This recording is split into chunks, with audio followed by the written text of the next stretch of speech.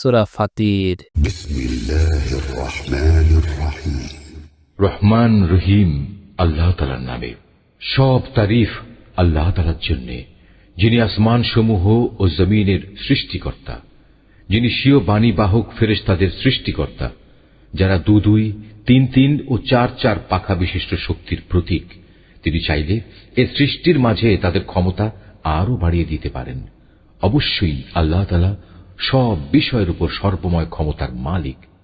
তিনি মানুষের জন্য কোনো অনুগ্রহের পথ খুলতে চাইলে কেউই তার সে পথ রোধকারী নেই। আবার তিনি যা কিছু বন্ধ করে রাখেন তারপর তা কেউই তার জন্য পুনরায় পাঠাতে পারে না। তিনি মহাপরাক্রমশালী, প্রবল প্রজ্ঞাময়। মানুষ, তোমরা তোমাদের উপর আল্লাহ তাআলার নিয়ামত সমূহের কথা স্মরণ করো। আল্লাহ তাআলা ছাড়া কি তোমাদের আর কোন স্রষ্টা আছে যে তোমাদের আসমান ও জমিন থেকে রিজিক সরবরাহ করে? তিনি ছাড়া তোমাদের আর কোনই মাবুদ নেই। তারপরেও তোমরা কোথায় কোথায় ঠোকর খাচ্ছ? হে নবী, যদি এরা তোমাকে মিথ্যা প্রতিপন্ন করে তাহলে উদ্বিগ্ন হয়ো না, কেননা তোমার আগেও নবীদের এভাবে মিথ্যা প্রতিপন্ন করা হয়েছিল। আর সবকিছু তো আল্লাহ তাআলার কাছেই প্রত্যাবর্তিত হবে। হে মানুষ, আখিরাত সম্পর্কিত আল্লাহ তাআলার ওয়াদা অবশ্যই সত্য। সুতরাং দুনিয়ার এ জীবন যেন তোমাদের কোনো দিনই প্রতারিত করতে না পারে।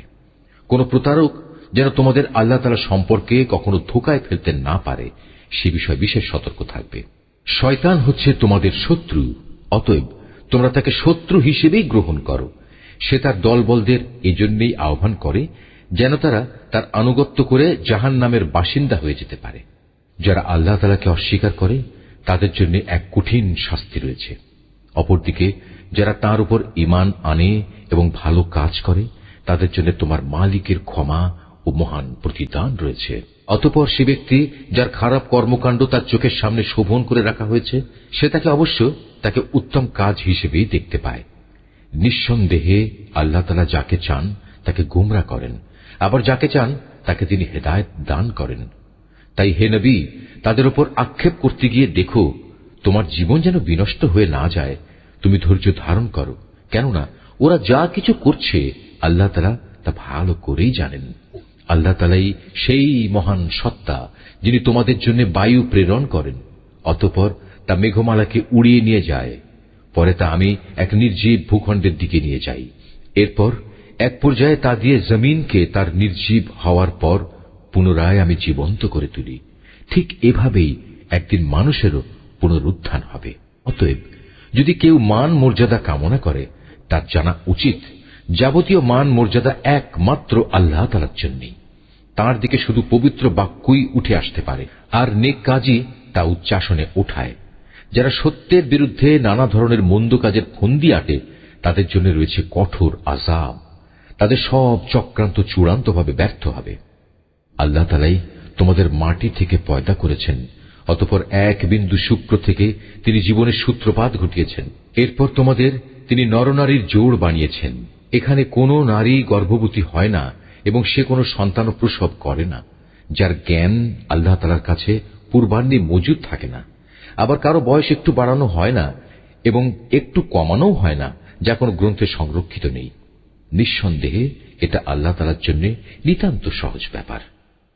দুটো পানির সমুদ্র এক সমান নয়।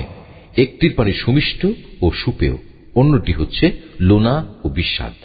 তোমরা এর প্রত্যেকটি থেকেই মাছ শিকার করে তার তাজা গোশত আহার করো এবং মুক্তার অলংকার বের করে আনো, এবং তোমরা আরো দেখতে পাও কিভাবে সেখানে জলযানসমূহ পানি চিরে চলাচল করে, যাতে করে তোমরা আল্লাহ তাআলার দেয়া রিজিক অনুসন্ধান করতে পারো এবং যাতে করে তার প্রতি তোমরা কৃতজ্ঞতা আদায় করতে পারো।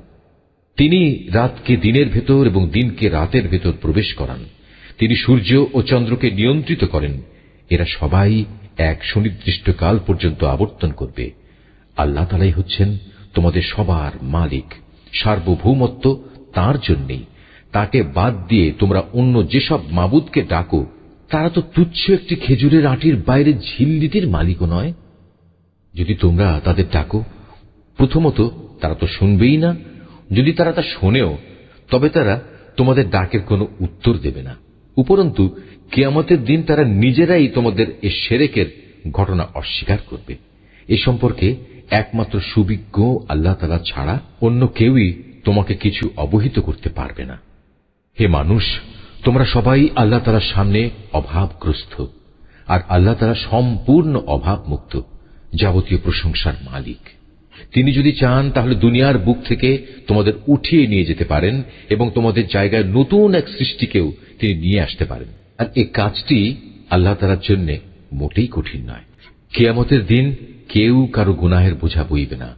কোন ব্যক্তির উপর গুনাহের বোঝা ভারী হলে সে যদি অন্য কাউকে তা বইবার জন্য ডাকে, তাহলে তার কাছ থেকে বিন্দু মাত্র তা সরানো হবে না।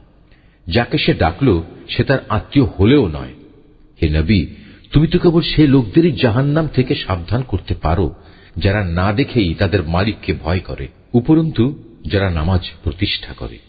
কেউ নিজের পরিশুদ্ধি সাধন করতে চাইলে সে তা করবে সম্পূর্ণ তার নিজস্ব কল্যাণের জন্য। চূড়ান্ত প্রত্যাবর্তন তো আল্লাহ তাআলার দিকেই হবে। একজন চক্ষুষ্মান ব্যক্তি ও একজন অন্ধ ব্যক্তি কখনো সমান হতে পারে না, না কখনো আঁধার ও আলো সমান হতে পারে। ছায়া এবং রোদও তো সমান নয়। একইভাবে একজন জীবিত মানুষ এবং একজন মৃত মানুষও সমান নয়। আল্লাহ তাআলা যাকে ইচ্ছা তাকে ভালো কথা শোনান। তুমি কখনো এমন মানুষদের কিছু শোনাতে পারবে না যারা কবরের অধিবাসী হওয়ার মতো ভান করে। আসলে তুমি তো জাহান্নামের একজন সতর্ককারী বই, আর কিছুই নাও। অবশ্যই আমি তোমাকে সত্য দিন সহ একজন সুসংবাদদাতা ও জাহান্নামের সতর্ককারী রূপেই পাঠিয়েছি। কখনো কোনো উম্মত এমন ছিল না যার জন্য কোনো না কোনো একজন সতর্ককারী অতিবাহিত হয়নি। এরা যদি তোমাকে মিথ্যা সাব্যস্ত করে তবে এর জন্য তুমি উৎকণ্ঠিত হও না। এদের আগের লোকেরাও নবীদের মিথ্যা প্রতিপন্ন করেছিল, যদিও তাদের নবীরা তাদের কাছে নবুয়তের দীপ্তিমান গ্রন্থ নিয়ে এসেছিল। অতঃপর যারা নবীদের অস্বীকার করেছে আমি তাদের কঠোরভাবে পাকড়াও করেছি। কত ভয়ঙ্কর ছিল আমার আযাব। মানুষ, তুমি কি এই বিষয়টি কখনো চিন্তা করো না? আল্লাহ তাআলা কিভাবে আসমান থেকে পানি বর্ষণ করেন, অতঃপর এ পানি দ্বারা আমি জমিনের বুকে রং বেরঙের ফলমূল উদ্গত করি। এখানে পাহাড় সমূহও রয়েছে নানা রঙের, কোনটা সাদা আবার কোনটা লাল। এর রঙও আবার বিচিত্র রকমের, কোনটা সাদাও নয় লালও নয়, বরং নিকষ কালো। একইভাবে মানুষ, জমিনের উপর বিচরণশীল জীবজন্তু এবং পশু সমূহও রয়েছে নানা রঙের। আল্লাহ তাআলাকে তার বান্দাদের মাঝে সেসব লোকেরাই বেশি ভয় করে যারা এ সৃষ্টি নৈপুণ্য সম্পর্কে ভালো করে জানে। আল্লাহ তাআলা মহাপরাক্রমশালী, ক্ষমতাশীল। যারা আল্লাহ তাআলার কিতাব পাঠ করে, নামাজ প্রতিষ্ঠা করে, আমি তাদের যে রিজিক দিয়েছি তা থেকে যারা আমারই উদ্দেশ্যে গোপনে কিংবা প্রকাশ্যে দান করে, মূলত তারা এমন এক ব্যবসায় নিয়োজিত আছে যা কোনো দিন তাদের জন্য লোকসান বয়ে আনবে না। কেননা আল্লাহ তাআলা তাদের কাজের পুরোপুরি বিনিময় দান করবেন। নিজ অনুগ্রহে তিনি তাদের পাওনা আরো বাড়িয়ে দেবেন। অবশ্যই তিনি ক্ষমাশীল, গুণগ্রাহী। হে নবী, যে কিতাব আমি তোমার উপর ওহী করে পাঠিয়েছি তাই একমাত্র সত্য। এর আগের যেসব কিতাব রয়েছে এ কিতাব তার সমর্থনকারী। অবশ্যই আল্লাহ তাআলা তার বান্দাদের ভালো করেই জানেন এবং তাদের ভালো করেই তিনি দেখেন। অতঃপর আমি আমার বান্দাদের মাঝে তাদের সে কিতাবের উত্তরাধিকারী বানিয়েছি। আমি যাদের এই কাজের জন্য বাছাই করে নিয়েছি, তারপর তাদের কিছু লোক নিজেই নিজের উপর জালেম হয়ে বসল। তাদের মধ্যে কিছু মধ্যমপন্থীও ছিল, তাদের মাঝে আবার এমন কিছু লোক ছিল যারা আল্লাহর মেহেরবাড়িতে নেক কাজে ছিল অগ্রগামী। আসলে এটাই হচ্ছে আল্লাহর সবচেয়ে বড় অনুগ্রহ। এদিন তারা এক চিরস্থায়ী জান্নাতে প্রবেশ করবে, যেখানে তাদের সোনায় বাঁধানো ও মুক্তা খচিত কাঁকন পরানো হবে। সেখানে তাদের পোশাক হবে রেশমের। সেদিন তারা বলবে, আল্লাহর শুকর, তিনি আমাদের কাছ থেকে যাবতীয় দুঃখ কষ্ট দূরীভূত করে দিয়েছেন। অবশ্যই আমাদের মালিক ক্ষমাশীল, গুণগ্রাহী, যিনি তার একান্ত অনুগ্রহ দিয়ে আমাদের এত সুন্দর নিবাসের ব্যবস্থা করে দিয়েছেন, যেখানে আমাদের কোন রকম কষ্ট স্পর্শ করবে না আমাদের কোন রকম ক্লান্তি ও অবসাদ। অপরদিকে যারা দুনিয়ায় আল্লাহ তাআলাকে অস্বীকার করেছে তাদের জন্য রয়েছে জাহান্নামের আগুন। যখন তারা মরে যাবে তাদের প্রতি এমন আদেশও কার্যকর হবে না। তাছাড়া তাদের আযাবও কোন রকম লঘু করা হবে না। আমি প্রতিটি অকৃতজ্ঞ ব্যক্তিকে এভাবেই শাস্তি দিয়ে থাকি। আযাবের কষ্টে তারা সেখানে আর্তনাদ করে বলবে, হে আমাদের মালিক, তুমি আজ আমাদের এই আযাব থেকে বের করে দাও। আমরা ভালো কাজ করব আগে যা কিছু করতাম তা আর করব না। আল্লাহ তাআলা বলবেন, আমি কি তোমাদের দুনিয়ায় এক দীর্ঘ জীবন দান করিনি? সাবধান হতে চাইলে কেউ কি সাবধান হতে পারত না? তাছাড়া তোমাদের কাছে তো সতর্ককারী নবীও এসেছিল। সুতরাং এখন তোমরা আযাবের মজা উপভোগ করো। মূলত জালেমদের সেখানে কোনোই সাহায্যকারী নেই। নিঃসন্দেহে আল্লাহ তাআলা আসমান সমূহ ও জমিনের যাবতীয় দেখা অদেখা বিষয় সম্পর্কে সম্যক অবগত রয়েছেন। এমনকি মানুষের মনের ভেতরে যা কিছু লুকিয়ে আছে সে সম্পর্কেও তিনি ভালো করে জানেন। তিনি এ জমিনে তোমাদের তার প্রতিনিধি বানিয়েছেন। এখন যে কোনো ব্যক্তি কুফরি করবে, তার কুফরি ও কুফরির ফলাফল তার নিজের উপরই পড়বে। কাফেরদের জন্য এ কুফরি কেবল তাদের প্রতি তাদের মালিকের ক্রোধই বৃদ্ধি করে। তদুপরি কাফেরদের এ কুফরি তাদের নিজেদের বিনাশ ছাড়া আর কিছুই বৃদ্ধি করে না। হে নবী, তুমি এদের বলো, তোমরা সেসব শরীকদের কথা ভেবে দেখেছ কি যাদের তোমরা আল্লাহর বদলে ডাকো?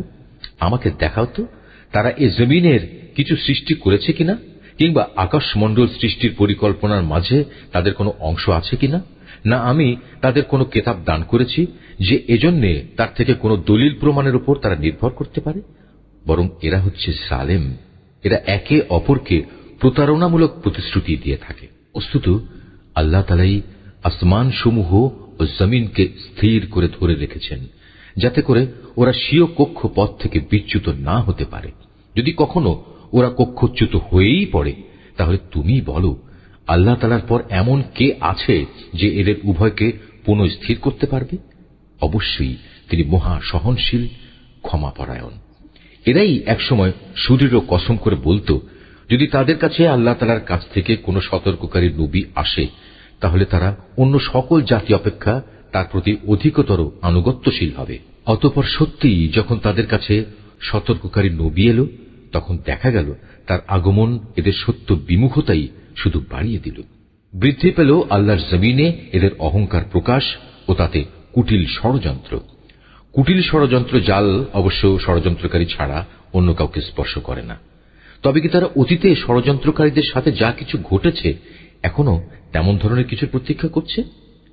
তাই যদি হয় তবে শুনে রাখো, তুমি এদের বেলায়ও আল্লাহর বিধানের কোনো পরিবর্তন দেখবে না, না কখনো তুমি এ ব্যাপারে আল্লাহর বিধান নড়াচড়া অবস্থায় দেখতে পাবে। তারা কি জমিনে পরিভ্রমণ করেনি? তারা কি তাদের আগের বিদ্রোহী লোকদের পরিণাম দেখেনি তা কেমন ভয়াবহ ছিল?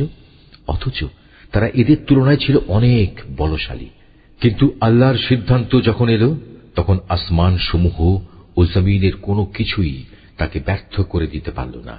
অবশ্যই তিনি সর্বজ্ঞ, সর্বশক্তিমান। আল্লাহ তাআলা মানুষকে তার বিদ্রোহমূলক আচরণের জন্য পাকড়াও করতে চাইলে ভূপৃষ্ঠের কোন একটি জীব জন্তুকেও তিনি রেহাই দিতেন না, কিন্তু তিনি তাদের একটি সুনির্দিষ্ট সময় পর্যন্ত অবকাশ দিয়ে থাকেন। অতঃপর একদিন যখন তাদের নির্দিষ্ট সময় আসবে, তখন তিনি তাদের পাকড়াও করবেন। আল্লাহ তাআলা অবশ্যই তার বান্দাদের যাবতীয় কার্যকলাপ পর্যবেক্ষণ করেন।